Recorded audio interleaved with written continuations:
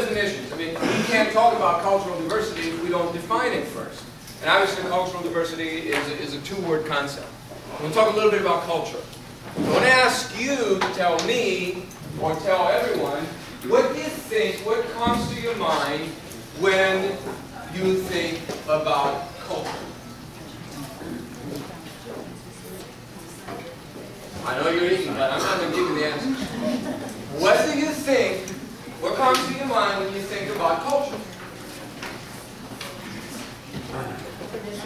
Traditions is one. Music is another. Language, very good. Food. I didn't hear that. Dress. Food. Anything else? Art. Religion. Religion. Very good. All these, do I have any more votes? Traditions. Yes, I think we've heard that, but traditions what? Anything else? Values. Values. Okay. All these things are absolutely right. They are part of what we consider to be the cultural makeup of any one of us. What I want you to think about, what I want to bring to your mind, is a basic cliche, but it's a good one. Think of the iceberg. Okay? With icebergs, how much do we actually see above the surface of the water? Just the tip of the iceberg, right? What you just mentioned to me are elements of what we call surface culture. Okay? We call them surface culture, and they are part of the tip of the iceberg because they are manifestations of things that lay deeper within us. And I'll give you examples. Someone said food. Now, we all eat, but we don't all eat the same stuff. Okay? Some of us eat things that others consider weird or gross or whatever. And I'm Greek, and I will tell you, I eat a lot of stuff that people look at me and say, you've got to be out of your mind. Okay? I mean, after all, who's going to make, I don't know, cow-hard shish kebabs? I do. Okay? Now, let's think about that for a second and think about the iceberg. The food that we eat is at the tip of the iceberg. Why we eat it is behind the surface. Okay? There are things that we call cultural dimensions that shape and determine our behavior that are hidden. They are hidden well within our psyche. We inherit them through growing up in the environment that we grow up. So we all dress a certain way, and talk a certain way, and eat certain stuff, but why we do it is the real substance of culture. And there are these things that we call cultural dimensions. I want to talk about a few of them here. Unfortunately, again, we don't have the luxury of going through every cultural dimension there is, but I will give you a few so that you can understand exactly what I mean. Thank you. Handy. Let's talk about space for a second. Okay? How close can I get to you before I get too close? Okay. So, arm's reach for a second. All right? You. What's your name? Patty. Patty, how close can I get to you before I'm too close? Okay? Who else am I going to pick up? You. What's your name, sir? Roger. Roger, how close can I get to you before I'm first? How close? If you're a woman, real close. Well, assuming that I am not a woman, how close can I get to you, Roger? Please grade your probably with 12 inches. Okay.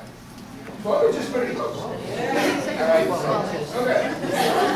We'll talk about that in a second. Now, I had a student the other day. I was teaching this class, and she said, you know, Some of you might have experienced this.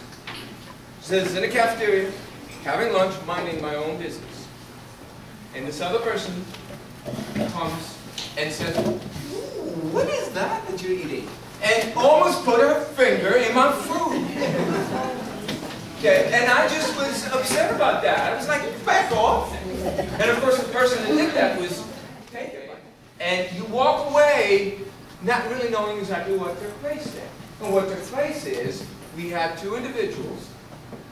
The individual who is eating is an individual that has a pretty large bubble of personal space. The other one, not so much. Okay? So, the individual that has a very short space concept in their mind didn't think twice about getting that close, or even saying, "Hey, what is that you're eating?" Now, from a human resources perspective, what are we taught at the workplace? What are we taught about touching or getting too close to people? What are we taught? No.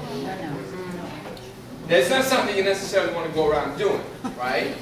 This thing that we call sexual harassment that might pop up. And so we have some conflicting things here. We have the things, we have the protocols that we all know and hear at work and whatnot. We have the values that we learn from family. Family might say, you know, don't get too close to people, don't interrupt them when they speak, be cordial, be polite, give each other space and time to express themselves and so on and so forth. We cannot, though, go around assuming that every single individual that we are going to interact with shares the same system of beliefs. Okay? So it's not the cliche again. It's not what I say, it's how I say it. I can say the same thing and say it softly and quietly from a distance, right? Or I can say, "Hi, how you doing? How you doing?" Okay? And I'm like, you know. Okay.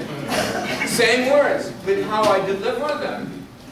It's not what I said, but how I said it. How I deliver them dictates or points out these underlying things about culture that shape human behavior, that are not easily, I didn't hear anyone in this room say space when I asked what is culture, or talk about time. Let's talk about time for a second. There are cultures that are very monochronic, and there are cultures that are polychronic. Monochronic means it's a tennis match. I throw the ball reaches you, you throw it back at me. I speak, when I'm done, you wait, you speak, and we toss this verbal little tennis ball at each other. Okay? We grow up. Some of us heard growing up, don't butt in when people are talking. Don't interrupt. Be polite. Well, I never heard those things when I grew up. Because my culture is polychronic. Our brains are wired differently. Okay? Becky may be saying something to me. I'm not necessarily going to wait until she finishes her sentence because I know where she's going with it, so I'm going to overlap. Okay? And guess what happens? After a polychronic person unconsciously overlaps a few times, the person who's monochronic says, "You shut up already? Can you let me finish?" Right? Or they might not say it, but they might think it. Okay? And the polychronic person comes across as someone who's short-tempered, or rude, or whatever the epithets that we might use are to describe an individual, without understanding that that's not necessary. They may be a rude person. Okay? They may just be rude, given that. But someone who interrupts you when you speak isn't always just going to be an example of rudeness. There may be someone who interacts with people that way. Okay?